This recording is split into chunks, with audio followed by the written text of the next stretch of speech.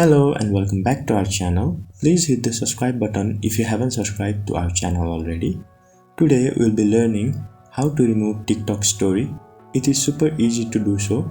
Now here I'm gonna open the TikTok application. On the bottom right corner there is profile icon and I'm tapping on it to get to my profile. There on my profile there is a story of food. Now I want to remove it, so this is how I'm gonna do it. I'm tapping on the story, then I'm tapping on the three dot on the right side. Now it gives me three options.